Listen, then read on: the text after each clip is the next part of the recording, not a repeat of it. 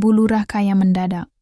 Tapi tiap malam Jumat, ada suara cekikikan dari atap dan 7 koin emas yang selalu muncul di rumah orang yang akan mati. Namaku Tono. Aku lahir dan besar di desa Karangjati, pinggiran Yogyakarta yang katanya masih asri dan bersahaja.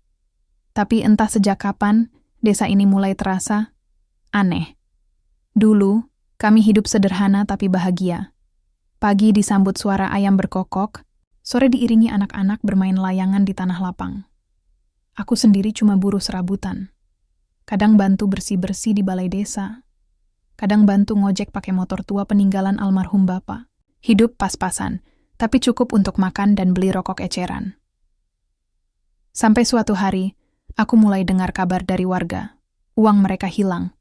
Awalnya cuma cerita biasa. Simbah Minto kehilangan uang tabungan, katanya mungkin lupa naruh.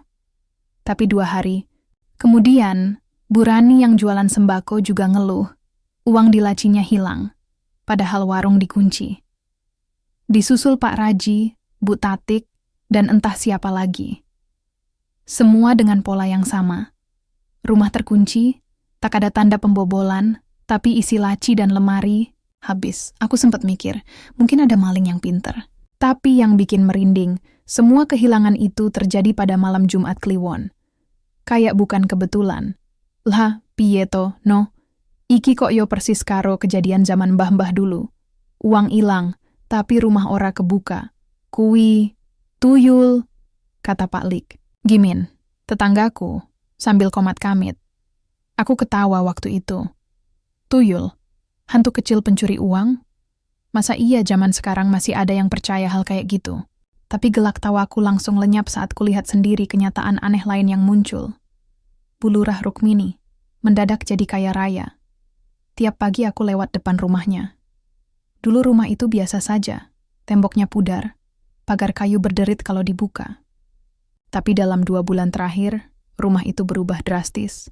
Cat tembok baru, pagar besi tinggi, taman penuh bunga hias impor, dan mobil sedan putih berkilau terparkir di depannya. Orang-orang mulai bisik-bisik. Bu Lurah buka usaha baru ya? Enggak, katanya sih warisan keluarga. Loh, keluarganya kan miskin semua. Aku hanya mendengarkan, tak ikut komentar.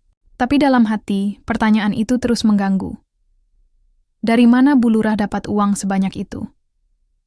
Lebih anehnya lagi, sejak kejadian hilangnya uang warga, Bu Lurah makin rajin bagi-bagi sembako dan bantuan. Makin royal. Tiap minggu ada pengumuman.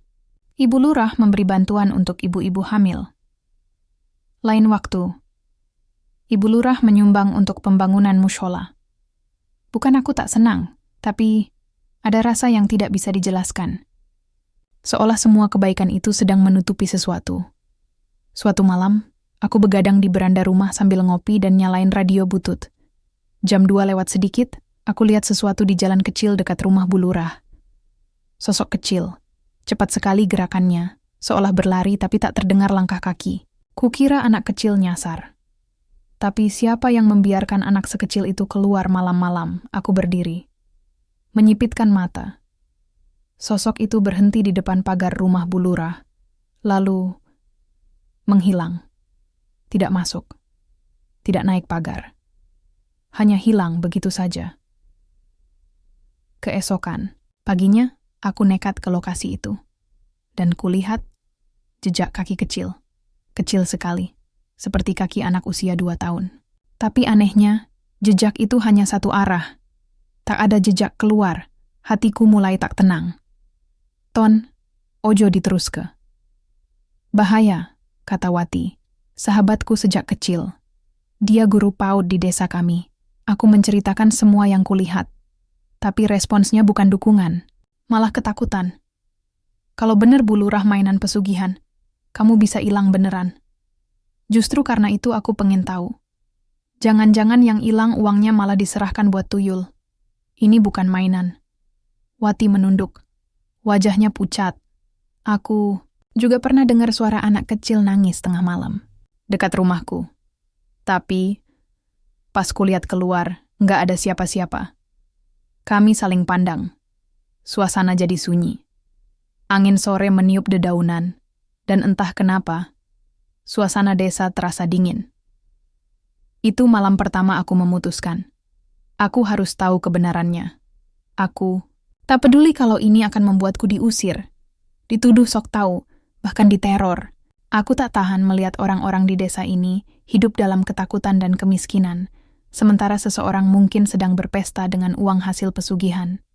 Dan jika benar Bulurah mainan tuyul, maka aku akan jadi orang pertama yang membongkarnya, atau orang terakhir yang melihatnya. Setelah malam itu, aku jadi sering memerhatikan rumah Bulurah. Bukan karena aku ingin usil atau julid, tapi ada yang ganjil. Dan makin hari, makin terang benderang kejanggalannya. 3 hari setelah aku melihat sosok kecil itu menghilang di depan pagar rumahnya, terdengar suara tukang bangunan sibuk merenovasi bagian belakang rumah Bulurah. Siang, malam suara mesin potong batu, palu godam, dan tukang las berdentang-dentang. Katanya mau bikin garasi baru. Tapi yang bikin aneh, garasinya malah dibangun ke bawah tanah. Kayak semacam ruang bawah. Beberapa warga juga mulai bertanya-tanya, tapi Bulurah cuma tersenyum kalau ditanya. Ya, ini surprise buat anak-anak yatim. Rencananya saya mau bangun tempat bermain indoor, katanya saat ditanya Pak RT di depan warga.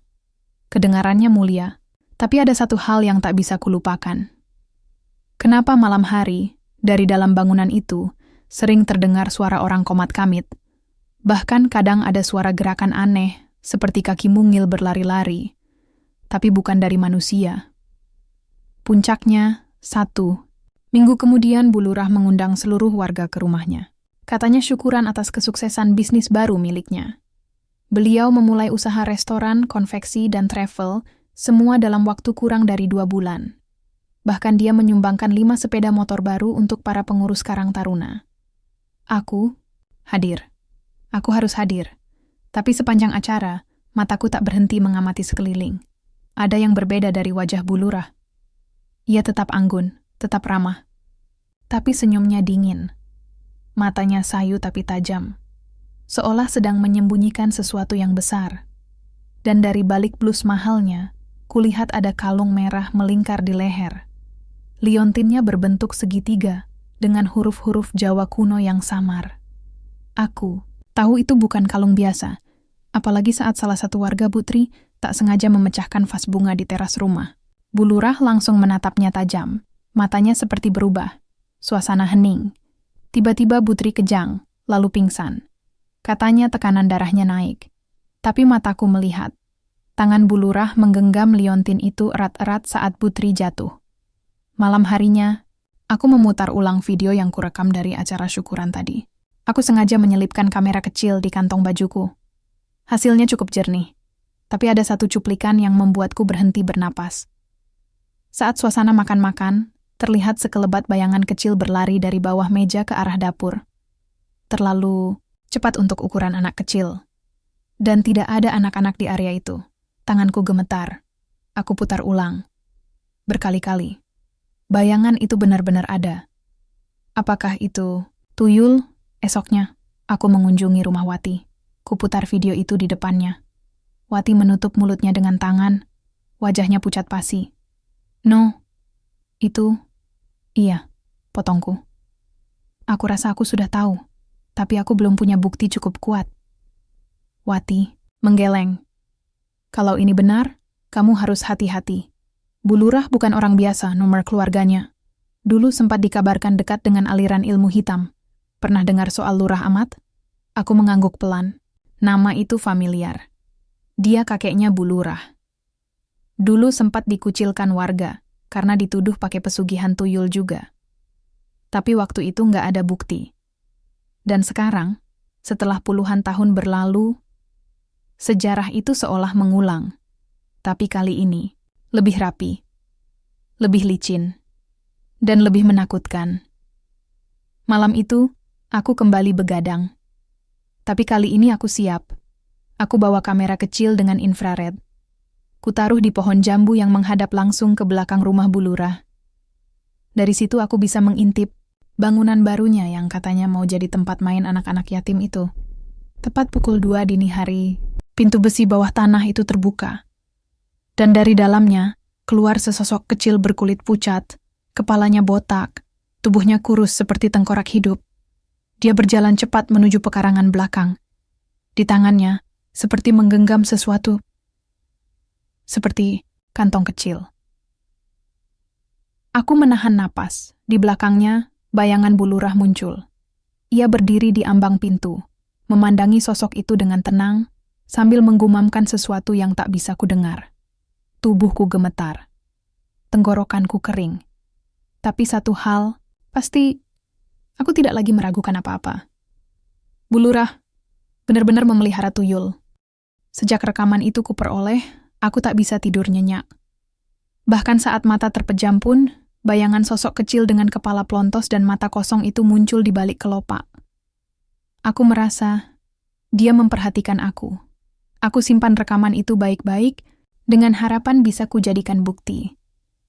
Tapi pertanyaannya, bukti untuk siapa? Warga? Polisi?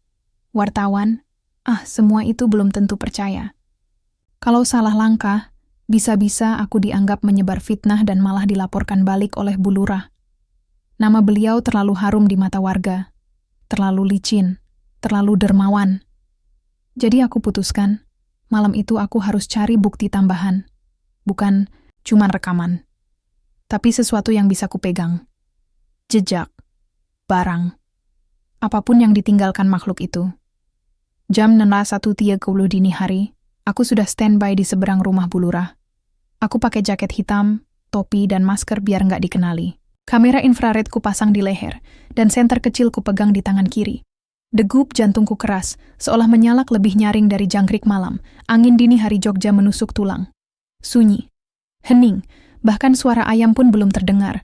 Tepat jam 2 ladu, pintu besi itu terbuka lagi, dan dia keluar. Makhluk kecil itu, tuyul itu. Langkahnya cepat, kakinya telanjang. Tangannya memegang benda kecil mirip kantong kain. Ia melintas begitu dekat dari posisiku bersembunyi. Tubuhku menegang, napasku tahan dalam-dalam. Ia menuju rumah Pak Rohman, tetangga yang baru kemarin cerita kehilangan uang. Aku hanya bisa mengintai dari jauh, tapi jelas. Tuyul itu masuk lewat celah jendela. Lalu, beberapa menit kemudian, keluar dengan kantong yang tampak lebih tebal. Maling kecil, tapi bukan manusia. Begitu dia menghilang ke arah rumah Bu Lurah lagi, aku buru-buru bergerak ke rumah Pak Rohman. Ku ketuk pelan jendela dapurnya. Pak Rohman yang membuka. Wajahnya masih ngantuk berat. Apaan sih? Jam segini? Pak, maaf. Saya tahu ini aneh. Tapi coba periksa laci uang di warung panjenengan sekarang. Dia mengerutkan dahi, tapi menuruti. Beberapa menit kemudian, dia kembali dengan mata melebar. Loh? Hilang? No. Tadi sore saya naruh uang 800.000 di laci dikunci. Lacinya masih utuh, tapi uangnya hilang. Aku menelan ludah. Saya lihat yang ngambil, Pak. Pak Rohman menatapku tak percaya. Siapa? Maling. Bukan maling biasa. Dia menunduk. Tuyul. Aku mengangguk pelan. Dan untuk pertama kalinya, ada satu warga yang benar-benar percaya padaku. Subuh itu juga, kami berdua kembali ke lokasi tempat tuyul itu tadi lewat. Dan di tanah basah pekarangan belakang rumah Bu Lurah, kami menemukan jejak kaki kecil, benar-benar kecil, seukuran anak balita. Tapi, telanjang, tanpa alas. Dan satu hal yang ganjil, jejaknya hanya ada satu arah. Tidak ada jejak balik. Seolah tuyul itu menghilang begitu saja. Pak Rohman mematung, wajahnya pucat. Tangannya gemetar saat menyentuh jejak itu. Astagfirullah. Selama ini ternyata benar. Aku berjongkok dan menyentuh tanah itu juga. Dingin, basah. Tapi jejak itu terasa lebih dari sekadar bekas langkah.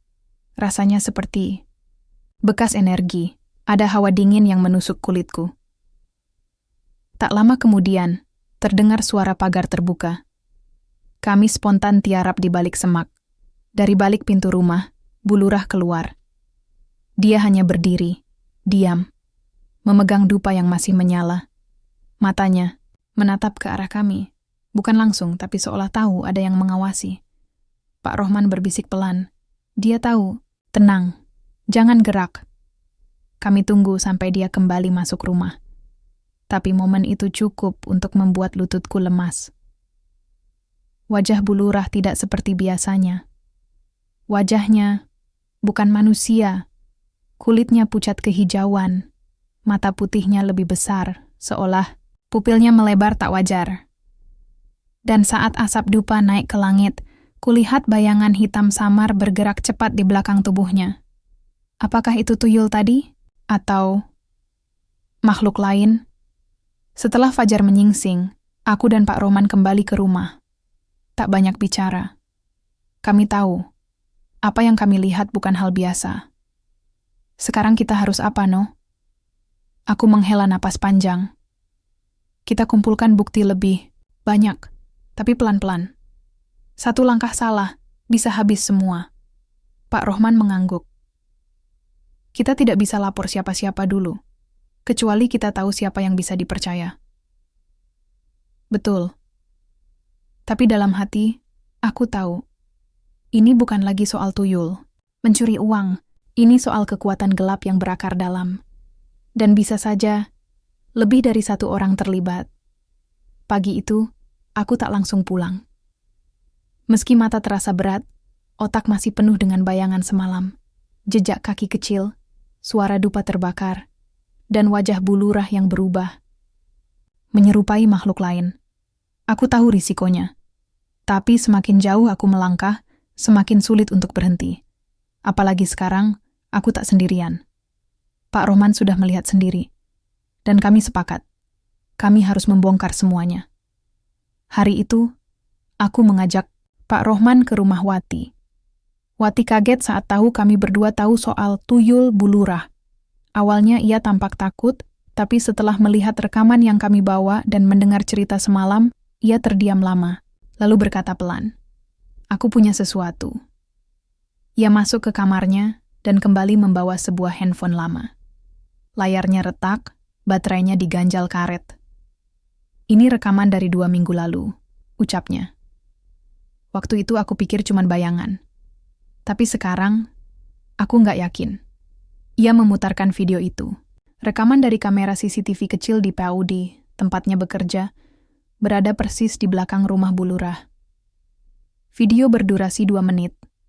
Di menit pertama, tak ada apa-apa. Tapi di menit ke-1:42, ada sosok kecil masuk ke ruang kelas. Bukan anak-anak PAUD, karena rekaman diambil tengah malam. Makhluk itu berjalan membungkuk cepat dan langsung menuju ke kotak infak di sudut ruangan. Dengan tangan kecilnya, dia membuka kotak itu tanpa kunci, mengambil uang di dalamnya, lalu menghilang begitu saja di balik tembok. "Aku kirim filenya ke kalian," kata Wati. "Tapi tolong, hati-hati. Ibu Lurah bukan orang biasa. Kalau dia tahu kalian ngerekam, kami tahu," potongku pelan. Sore itu, aku dan Pak Rohman mulai menyusun rencana. Kami perlu lebih banyak bukti. Rekaman, saksi, pola kejadiannya. Dan anehnya, sejak kami bertiga tahu soal ini, ada hal-hal janggal mulai terjadi. Pak Rohman cerita, malam sebelumnya ia merasa rumahnya diawasi, seperti ada mata kecil dari luar jendela. Tapi waktu diperiksa, tak ada siapa-siapa. Sementara aku menemukan bekas cakaran di daun pintu belakang rumahku. Seperti bekas kuku, kecil dan tajam. Aku pasang kamera kecil di belakang rumah malam itu juga. Pukul 3 pagi, kamera aktif. Aku cek lewat ponsel. Awalnya, tak ada apa-apa. Tapi tiba-tiba, sensor gerak menyala. Di layar kulihat bayangan kecil berlari. Lalu berhenti di depan kameraku. Wajahnya muncul. Hanya 2 detik. Tuyul itu menatap langsung ke arah kamera. Matanya putih pucat, giginya hitam dan jarang. Senyumnya menyeringai seperti tahu dia sedang dipantau. Lalu, layar tiba-tiba hitam. Kamera mati. Besok paginya, saat kuperiksa langsung, kameraku ditemukan terjatuh. Pecah. Baterainya hilang. Dan di tanah ada jejak kaki kecil lagi. Tapi kali ini, Jejak itu mengarah ke dalam rumahku. Aku tercekat. Ku peluk tubuhku sendiri, merinding, tak karuan. Dia sudah tahu siapa aku. Dia sudah masuk ke rumahku. Esok harinya, berita buruk datang dari Wati. Seseorang mengobrak-abrik PAUD, katanya panik lewat telepon. Semua kotak infak, laci, bahkan lemari aku, dibongkar. Tapi yang dicari kayaknya bukan uang. No, handphone itu hilang. Aku menatap layar ponsel dengan rahang mengeras. Bu Lurah mulai bergerak, atau mungkin bukan dia, tapi makhluk-makhluknya. Tapi aku tak bisa mundur sekarang. Malam itu, aku kumpulkan semua rekaman dan catatan. Ku backup ke flash disk dan satu hard disk eksternal. Ku kirim satu salinannya ke seorang teman jurnalis bernama Dito, yang pernah menulis kasus ilmu hitam di Solo. Keesokannya, Dito langsung menelepon. Ton, kamu main-main sama hal yang sangat gelap. Aku tahu, bukan sekadar tuyul ini. Dari semua bukti yang kamu kasih, ini mirip banget sama ritual pemanggilan tuyul, tembang gelap. Salah satu versi tuyul yang konon paling berbahaya di Jawa. Apa bedanya? Kalau tuyul biasa cuma nyolong uang kecil, tapi tembang gelap, dia bisa mencuri jiwa, bisa menimbulkan kegilaan, sakit aneh, bahkan kematian, demi menumbalkan kemewahan bagi majikannya. Aku terdiam. Tiba-tiba, semua yang kulihat masuk akal. Warga mulai banyak yang sakit tiba-tiba. Beberapa anak-anak jadi diam dan ketakutan setiap malam. Bahkan kemarin, ada kabar Bu Marni ditemukan meninggal dalam tidurnya, dengan tangan menggenggam uang yang terbakar separuh. Dan Bu Lurah mengadakan acara tasyakuran lagi minggu depan. Aku menatap langit malam, awan tebal, angin mendesir pelan. Di kejauhan, rumah Bu Lurah terlihat remang, tapi dari jendela lotengnya, kulihat cahaya merah menyala, seperti api, tapi bukan api biasa. Dan entah mengapa, dari arah situ, terdengar suara tawa, kecil, cekikikan, panjang. Aku tahu aku sedang diawasi, dan aku tahu mereka belum puas. Minggu sore, spanduk besar terbentang di depan rumah Bu Lurah. Tasyakuran kesuksesan usaha dan bantuan untuk warga, semua diundang.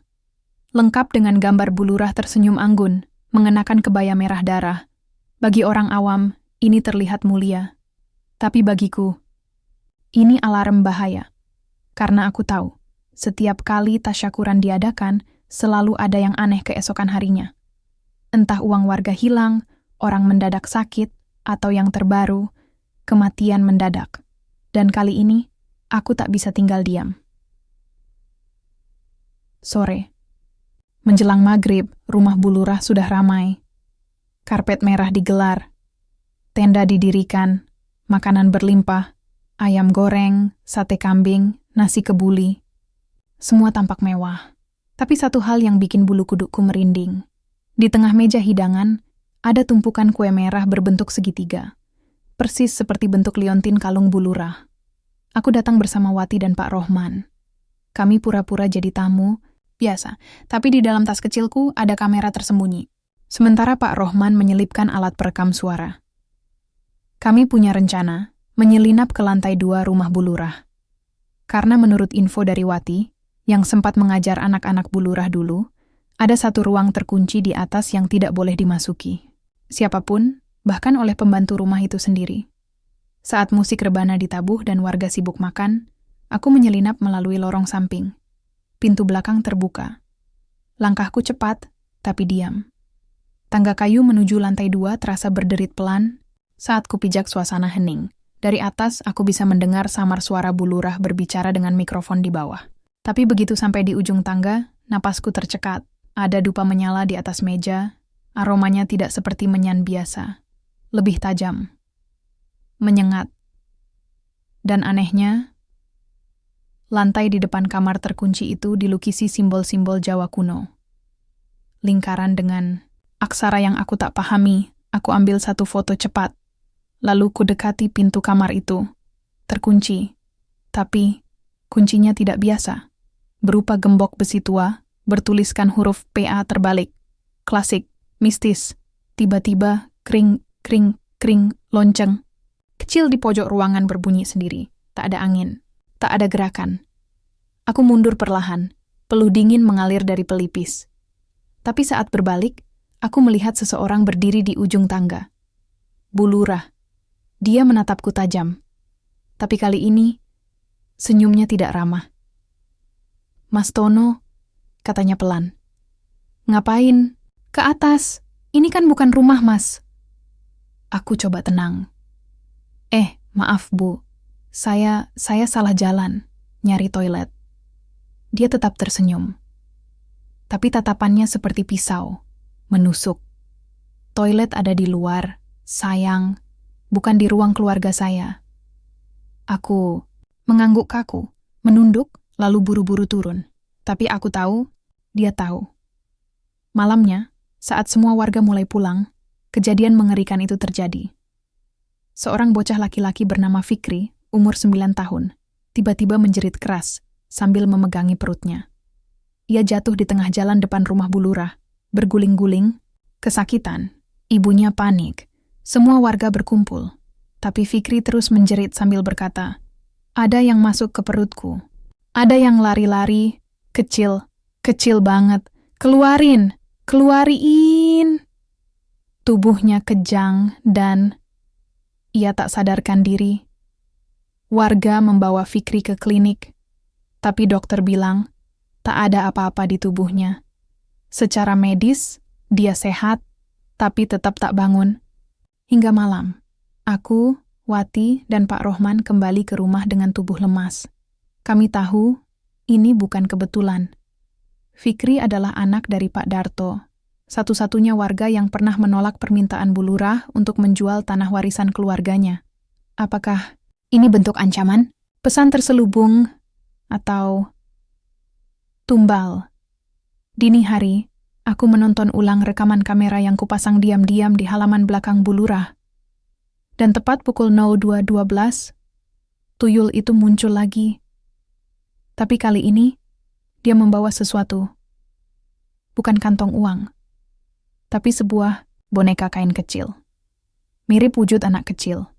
Dan wajahnya mirip Fikri dan tuyul itu menaruh boneka itu di tengah lingkaran merah yang kulihat tadi siang di lantai 2. Lalu ia membungkuk, menjilat tanah, dan menghilang ke dalam bayangan. Aku tak sanggup lagi menahan rasa takut. Ini sudah melampaui pencurian. Melampaui pesugihan biasa. Ini ilmu hitam tingkat tinggi. Paginya, aku putuskan. Sudah waktunya membongkar semua ini ke publik.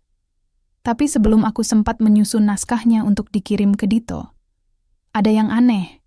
Semua rekamanku hilang.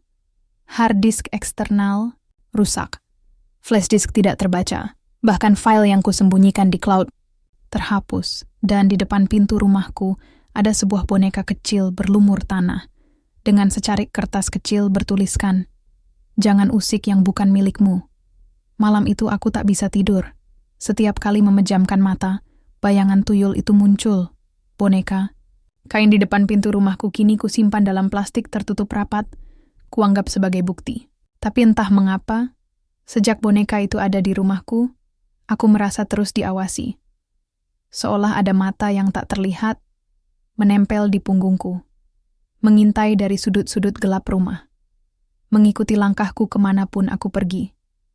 Dan yang paling membuatku tak tenang, bau tanah basah itu tak juga hilang dari dalam rumah, padahal lantai sudah kucuci berkali-kali.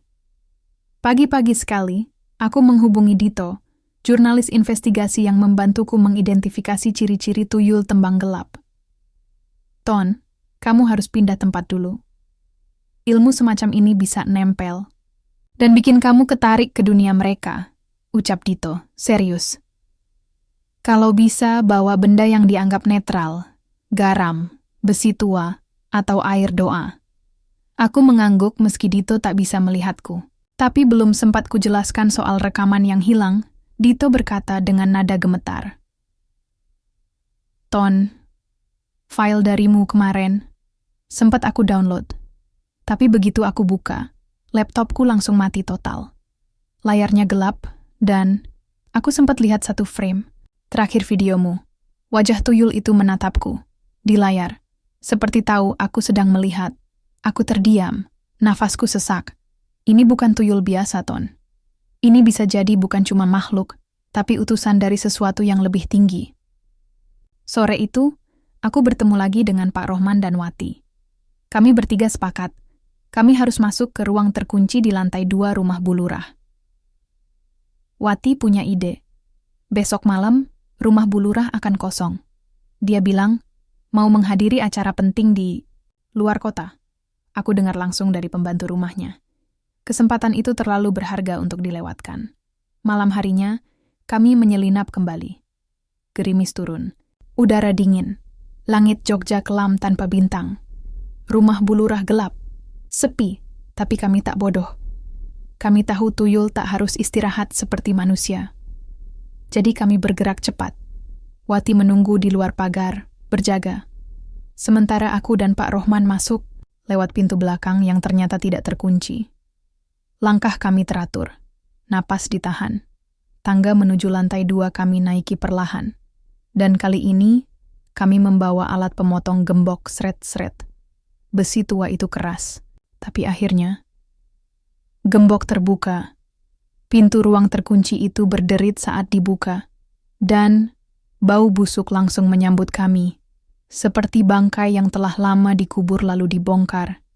Di dalam ruangan itu, gelap. Tapi dengan senter kecil kami melihat sebuah meja bundar dengan lilin hitam terbakar separuh. Patung kecil berwujud anak-anak berdiri menghadap barat dengan mata bolong. Di pojok ruangan, ada kolam kecil dari batu, berisi air hitam menggenang. Di atasnya, mengambang sesuatu seperti rambut. Dan di dinding, puluhan foto warga desa tertempel. Beberapa dari mereka sudah meninggal. Beberapa lagi adalah orang-orang yang dulunya menolak bantuan dari Bu Lurah. Satu dari foto itu adalah fotoku. Dengan tanda silang merah menyilang di wajah, aku terpaku. Napasku tercekat. Pak Rohman menyentuh bahuku. Ton, lihat ini. Ia menunjuk ke satu buku tua. Di dalamnya ada catatan ritual. Salah satu halaman bertuliskan, untuk menukar kekayaan dunia, 1 jiwa harus diserahkan tiap 30 hari. Jika tidak, penagih akan mengambil pemiliknya.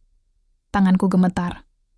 Jadi, dia benar-benar menyerahkan nyawa warga? Pak Rohman mengangguk pelan. Dan kayaknya, masa tunggunya hampir habis. Tiba-tiba, cetar, petir menyambar. Dan lampu rumah menyala sendiri.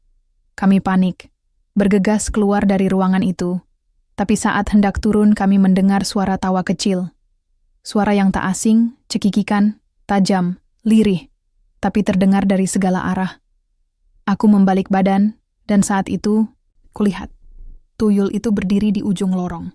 Kepalanya miring, giginya hitam, matanya putih. Di tangannya ia menggenggam foto Pak Rohman. Dan detik berikutnya, lampu padam. Lorong menjadi gelap gulita, tapi suara itu tetap terdengar.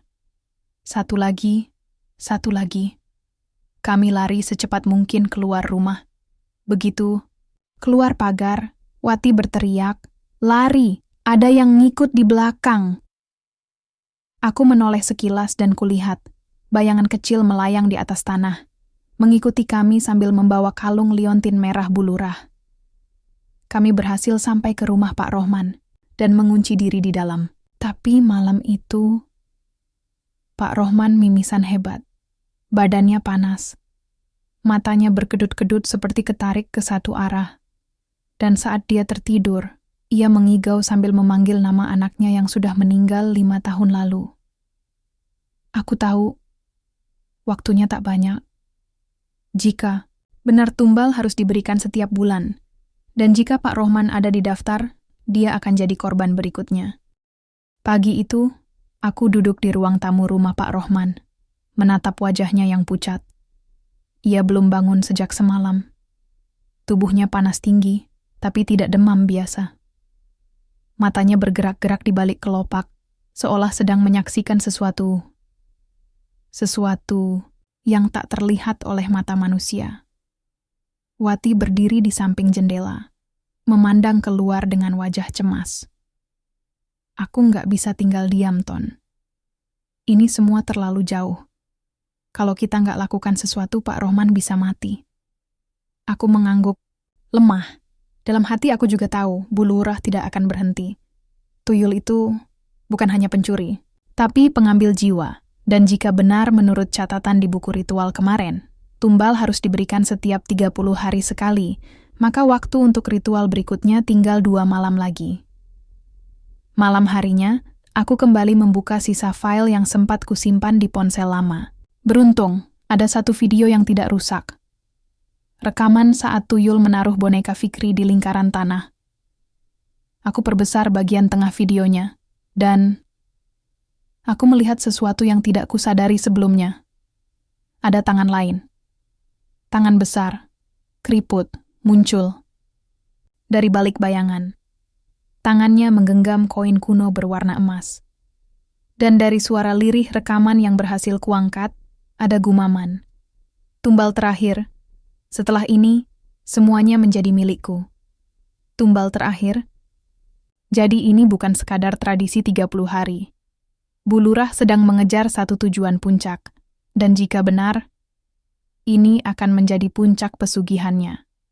Tumbal terakhir akan membuatnya kebal dan tak tersentuh. Esoknya, aku menemui Mbah Karyo, dukun sepuh yang pernah menolak undangan Bu Lurah 5 tahun lalu. Waktu itu beliau dianggap sesat oleh warga karena menolak membantu acara desa. Kini aku tahu, beliau benar. Mbah Karyo menatapku tajam setelah mendengar semua ceritaku. Bu Lurah bukan cuma pelihara tuyul, tapi dia sudah jadi bagian dari perjanjian besar. Tuyul itu cuman kaki tangan. Yang kau hadapi adalah perempuan penuntut, jin betina kelas tinggi, pengambil jiwa lewat jalur darah. Aku tercekat. Apa yang bisa kami lakukan, Mbah? Mbah Karyo mengangguk. Dia sedang siapkan ritual pamungkas. Kalau benar malam Jumat Kliwon besok, bulan akan berada di puncak. Saat itu dia akan menyerahkan jiwa terakhir. Aku tahu siapa yang jadi target. Pak Rohman. Malam Jumat Kliwon pun tiba. Kami bertiga, aku, Wati, dan Mbah Karyo, bergerak ke rumah Bu Lurah. Kami bawa air doa, garam, besi rongsokan tua, dan tali ijuk. Semua untuk menghadang. Tapi yang kami temukan lebih gila dari yang kami bayangkan. Rumah Bu Lurah sepi dari luar, tapi di dalamnya ada suara gamelan yang diputar pelan. Suara perempuan melakukan tembang Jawa kuno, lirih dan menusuk. Kami menyelinap lewat belakang, seperti biasa. Tapi kali ini, pintu utama sudah terbuka. Dan di ruang tengah, Bu Lurah berdiri sendirian, memakai kebaya putih. Di belakangnya Pak Rohman terbaring di atas altar batu, mata tertutup, tubuhnya mengeras. Selamat datang, ucap Bu Lurah tanpa menoleh. Aku dan Wati mundur selangkah. Mbah Karyo maju ke depan.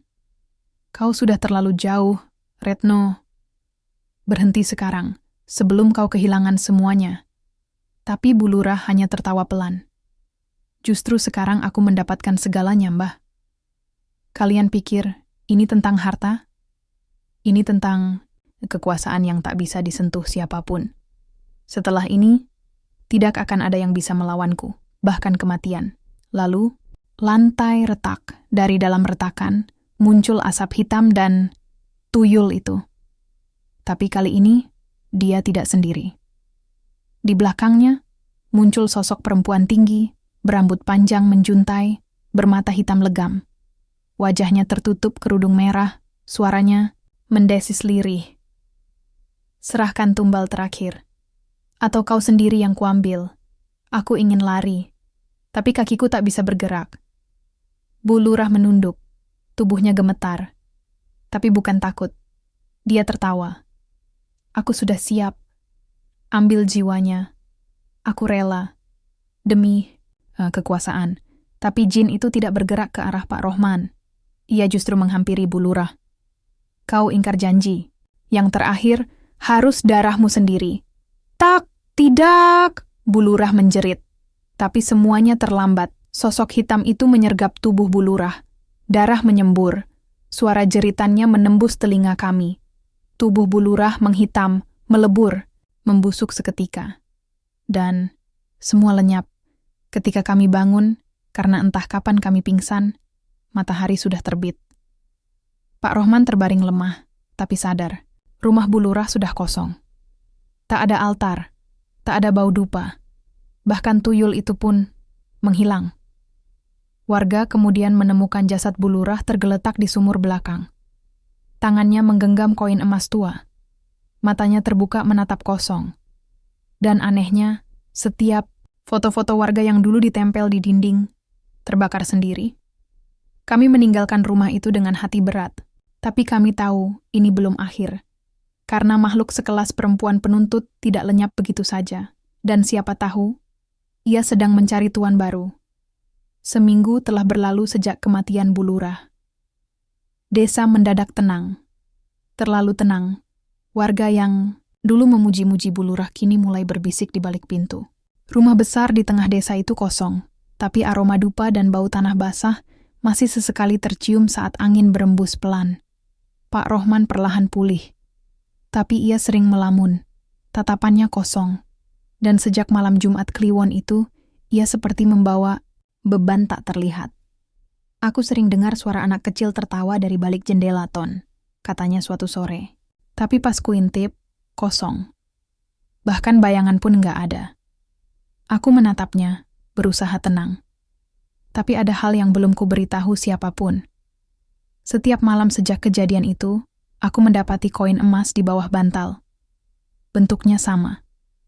Ukiran kuno, melingkar, bau amis, dingin, dan selalu muncul tanpa suara. Awalnya kupikir kebetulan. Tapi setelah malam ketiga, aku sadar. Ada sesuatu yang mengikuti. Sesuatu yang belum selesai. Pagi harinya, Wati datang tergesa-gesa ke rumah. Ton, kamu harus ke rumahku sekarang. Aku langsung ikut. Begitu sampai di kamar Wati, aku tertegun. Ada bekas cakaran di dinding. 3 garis panjang, seperti dicakar. Kuku anak kecil, atau sesuatu yang lebih tajam, dan yang membuatku makin merinding. Wati juga menemukan koin emas di bawah bantalnya. Kami saling pandang. Ini nggak mungkin kebetulan lagi, ucapku pelan. Kami kembali ke rumah Bu Lurah. Meski rasanya seperti menantang maut, tapi rumah itu sudah dibongkar separuh oleh warga. Mereka ingin menghancurkan segala peninggalan, katanya, agar desa bersih dari kutukan. Namun di ruang bawah tanah yang tersembunyi, kami menemukan satu kotak kayu kecil, masih utuh, terkunci dengan rantai. Dengan senter dan keberanian sisa, kami membukanya. Di dalamnya ada 7 koin emas sebongkah rambut bayi. Dan sebuah kertas tua bertuliskan, 7 benih telah tertanam. Bila pemilik gagal, maka pewaris darah dan pengusik tanah akan diserahkan sebagai pengganti. Wati mematung. 7. Berarti kita diincar? Karena kita yang mengusik tanahnya? Aku menelan ludah.